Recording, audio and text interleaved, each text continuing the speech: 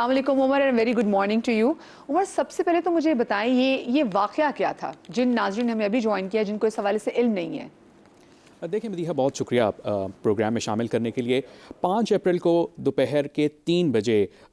چلن اسپتال, جو کہ لاہور کا ایک بڑا اور معروف سرکاری اسپتال ہے, یہاں پر روزانہ کی بنیاد پر ہزاروں کی تعداد میں لوگوں کی چہل پہل ہوتی ہے. وہاں پہ پارکنگ میں ایک وائٹ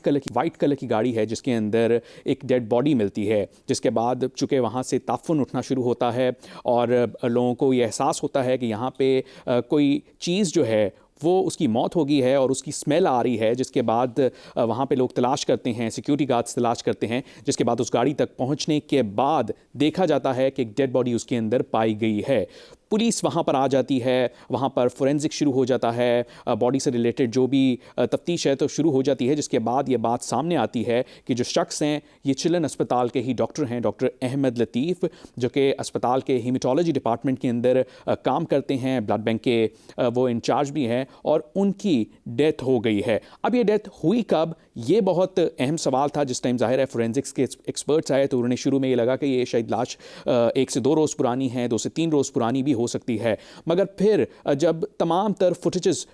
کو دیکھا گیا اسپتال کے اندر تو 30 مارچ کو تقریباً رات کے 8:30 بجے آخری بار ڈاکٹر احمد لطیف کو جاتے ہوئے دیکھا گیا اپنی گاڑی کی طرف, اور اس کے بعد وہ اپنی گاڑی سے باہر نہیں آئے. وہ اسپتال میں سارا دن ایک نارمل انسان کی طرح جو ہے وہ اپنی ڈیوٹی پرفارم کرتے ہیں, جس کے اندر ان کو CCTV فوٹیجز میں دیکھا جا سکتا ہے کہ وہ اپنے وارڈ کے اندر کام بھی کر رہے ہیں,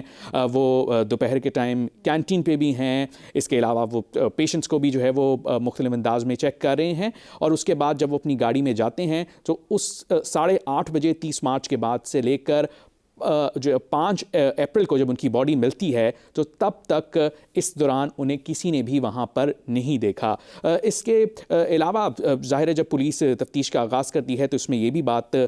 سامنے آتی ہے کہ جو ڈاکٹر احمد لطیف ہیں وہ ان کے جو کلیگز ہیں وہ یہ بتاتے ہیں کہ وہ اینٹی ڈپریسنٹس کا بھی استعمال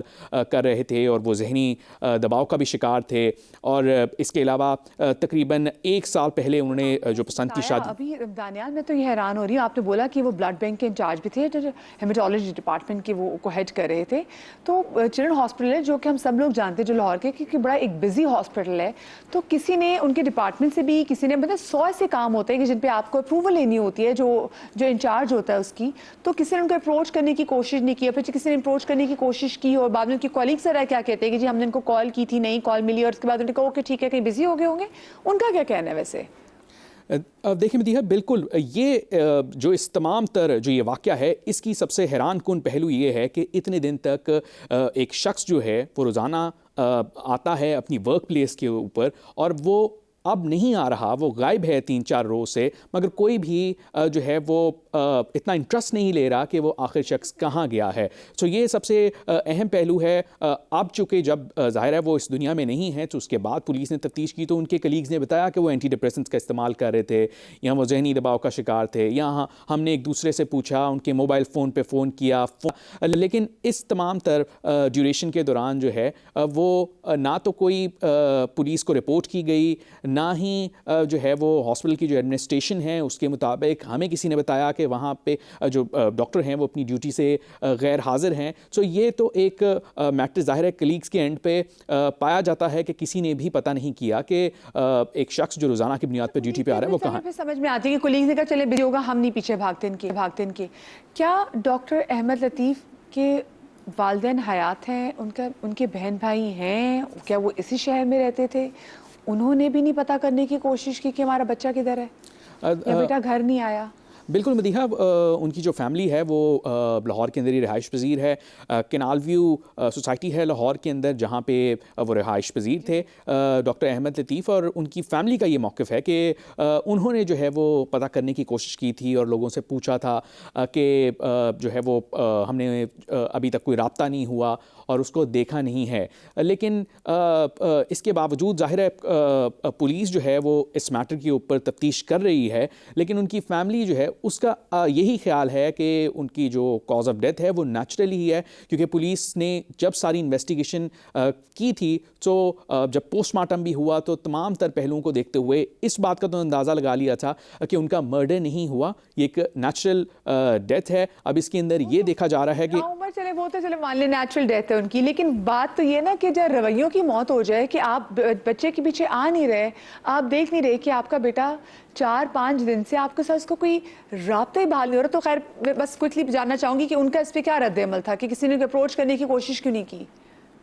بالکل مدیحہ، فیملی کا تو ظاہر ہے اب بھی یہ موقف ہے، اور جو انہوں نے ہاسپٹل کی ایڈمنسٹریشن کو بھی بتایا ہے کہ ہم نے جو ہے وہ رابطہ کرنے کی کوشش کی ہے. اب اس میں کتنی صداقت ہے کتنی نہیں ہے اس بارے میں کچھ بھی نہیں کہا جا سکتا، لیکن یقیناً اگر تو کسی نے بھی اپروچ کرنے کی کوشش کی ہے تو پولیس کو اس میٹر کا پتہ ہوتا، ہاسپٹل کی ایڈمنسٹریشن کو اس میٹر کا پتہ ہوتا. اس کے علاوہ اگر تو ان کے کوئی دوست بھی ہیں تو کسی نہ کسی کو تو اس میٹر کا پتہ ہوتا کہ ایک شخص جو ہے وہ مل نہیں رہا، وہ کہاں گیا ہے. تو اس کے اوپر جو ہے وہ بات ہو سکتی ہے. اور پھر ظاہر ہے جب ان کے کلیگز یہ کہہ رہے ہیں کہ وہ ایک سینسٹیو شخص تھے، یا ان کا 1 سال پہلے وہ ان کو جو وائف ہیں ان سے طلاق ہوئی تھی، ان کی ایک بیٹی بھی ہیں جس کی وجہ سے وہ پریشان رہتے تھے بہت زیادہ. تو اگر تو کلیگز کو یہ میٹر پتہ ہے تو یقیناً فیملی کو بھی یہ میٹر پتہ ہی ہوگا. تو اس صورتحال میں بھی ایک شخص کو دیکھتے ہوئے کہ اس کی یہ سچویشن ہے کسی نے بھی پتہ نہیں کیا، تو یہ اس معاملے کا بہت افسوسناک پہلو ہے. تھینک یو سو مچ. بڑے مفصل طریقے سے ہمارے رپورٹر دانیال عمر نے جنہوں نے پوری سچویشن کی تھی ہمارے ساتھ شیئر کی کہ ایگزیکٹلی یہ اسٹوری کیا تھی. لیکن ایگزیکٹلی میں بھی یہی سوچی جا رہی ہوں کہ کوئی کھل کے یہ بتا کیوں نہیں رہا کہ ہم کیوں نہیں پیچھے آئے. میں آپ کو ایک چھوٹا سا واقعہ میں بتا دوں. مین وائل ہمیں جوائن کیا جناب ہانیہ کاظمی نے بھی، جو کہ مینٹل ہیلتھ پروفیشنل نے بھی جوائن کیا 3 مہینے پہلے کی. میں آپ کو واقعہ بتاتی ہوں اگر آپ لوگوں کی اجازت ہو. میں کیونکہ یہ نا کہ والدین پیچھے ہی نہیں آئے. میرے والد صاحب بینک گئے، وہ بینک سے واپسی پہ ان نے جانا تھا گروسری کرنے. اب وہ گروسری کرنے کے لیے گئے اور جو ان کا ایک ٹائم ہوتا ہے کہ گروسری کر کے واپس اگر فرض کیجیے 2-2:30 بجے آتے ہیں، وہ 2-2:30 بجے واپس نہیں ہے اور ان کو آنے میں 4 بج کے اندر 3:30 ہو گئے اور اب والد صاحب نہیں آئے. اب میرا بھائی بھی اپنے آفس میں، ہم بھی، اور پوچھے کہ ابو واپس کیوں نہیں آئے، کیونکہ وہ خود ڈرائیو کرتے ہیں. ابو واپس کیوں نہیں آئے؟ ہم نے جہاں پہ وہ گروسری کرنے جاتے نا 1 گھنٹے کے اندر اندر ان سے کہا کہ جی اپنی فوٹیج میں دیکھیں کہ یہ میرے والد صاحب یہیں سے گروسری کرنے آتے ہیں. تو انہوں نے کہا جی آئے تھے اور اتنے بجے ان کی گاڑی جو ہے نا وہ پارکنگ سے نکل گئی ہے، اتنے بجے نکلی ہے. اب پھر ہم نے ٹائم کیلکولیٹ کیا کہ اچھا آپ کو سبزی وغیرہ کو یوں کر سکتے ہیں. مطلب ہم نے اس 1 گھنٹے کے اندر اندر کہ ہاں والد صاحب اکیلے جاتے ہیں، خود گاڑی چلاتے ہیں، کہ یہ نہ ہو خدا نہ خاصا کوئی پرابلم نہ ہو گئی، کوئی ایکسیڈنٹ نہ ہو گیا ہو یا کوئی بھی ایسی چیز ہو سکتی. تو ہم اتنے ویجیلنٹ تھے کہ پتہ کر لو، اگر آپ پتہ کرنا چاہیں پتہ کر سکتے ہیں. لیکن گاڑی کا میں کہتے ہیں والدین اگر آ جاتے پتہ کرنے کے لیے کہ بھی دیکھ لیں بچہ نہیں ہے، ہم ہسپتال جا کے دیکھ لیں، کوئی گاڑی دیکھ لیتا. خیر میں ڈاکٹر صاحبہ سب سے پہلے تو یہ جاننا چاہوں گی کہ ڈاکٹرز کی لائف کے بارے میں پہلے بتائیں. کیا اتنی اسٹریسفل ہوتی ہے کہ اتنا کام ہوتا ہے کہ وہ کہ جو ان کے آس پاس کے لوگ ہوتے ہیں وہ بھی اب یہ شاید انڈرسٹینڈ کر لیتے کہ ہاں بھی ڈاکٹر ہے بزی ہوگا. کیا بہت سارا ورک لوڈ ہوتا ہے ڈاکٹرز پہ؟ کیا بالکل ایسا ہی ہے. کیونکہ ڈاکٹرز ہیں تو مسیحا، اور ان کی اپنی لائف اتنی ٹف ہے کہ وہ ورک لائف بیلنس ہے ہی نہیں ان کا. اور ڈیوٹیز کا جو روٹیشن سسٹم ہے وہ ہے ہی ایسا کہ دیٹس انڈرسٹوڈ کہ ان کو ہوتا ہے کہ اچھا وہ ہاسپٹل میں پھنس گئے ہوں گے. تو جو رابطے کی پہلی سیڑھی ہے وہ تو وہیں پہ پہلے وہ ایک ٹوٹ جاتی ہے کہ ان کو مائنڈ سیٹ یہ بنا ہوا ہے کہ بزی ہوں گے، آفس میں ہوں گے. باقی ہم نے ابھی ریسنٹلی ایک بہت سیریز کی تھی، ورک شاپس کی تھی، and that was specially for doctors کہ ان کی ورک لائف بیلنس پہ بات کی جائے. کیونکہ جب میں اسٹریس پہ بات بھی کروں گی، مجھ میں جو بریک آ گئی تو کیونکہ یہ جاننا چاہوں گی کہ ان کی روٹین واقعی کتنی ٹف ہوتی ہے. پھر اگر کوئی گھر میں ایسی کوئی پرابلم چل رہی ہو کہ ان کو اینٹی ڈپریسنٹ میں جانا پڑے، اور ایک ڈاکٹر اگر اینٹی ڈپریسنٹ پہ ہو تو وہ کتنی ایک عجیب سی ایک ذرا خوفناک سی تکلیف کی بات ہو سکتی ہے. بریک کے بعد بات کریں گے.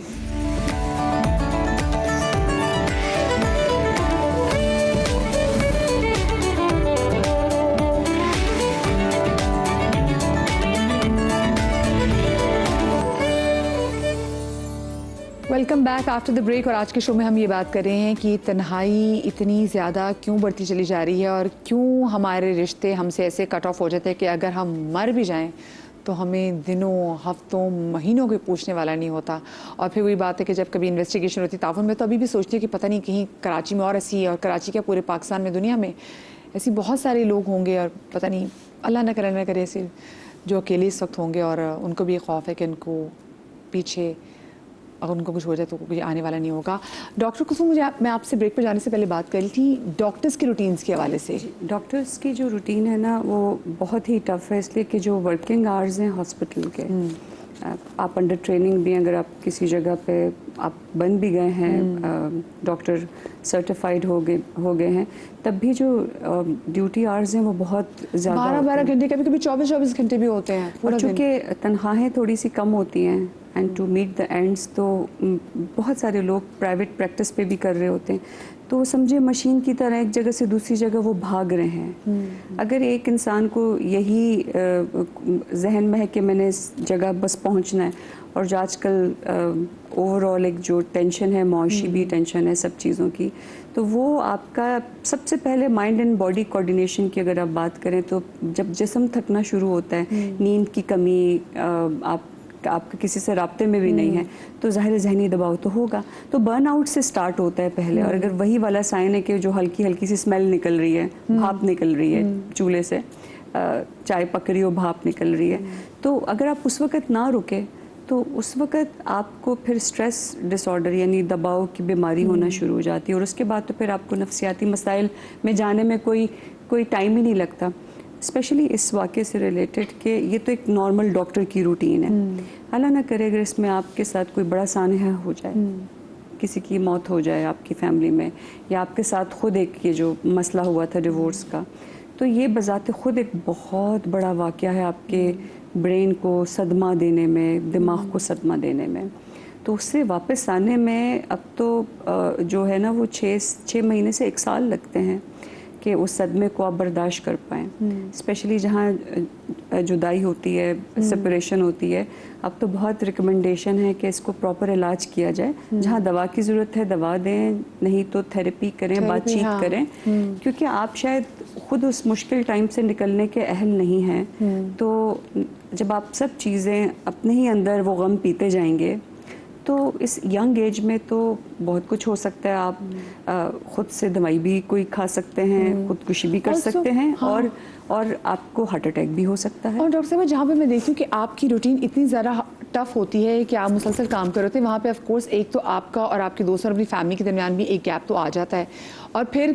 کہ جب آپ اتنے مصروف ہوتے ہیں تو آپ کے آس پاس کے لوگوں کو لگتا ہے کہ آپ اتنے اپروچیبل نہیں ہو, پھر وہ اپنی روٹینز میں جو ہے وہ مگن ہو جاتے ہیں. مجھے لگتا ہے کہ پھر یہ بھی لیڈ کرتا ہے تنہائی کو.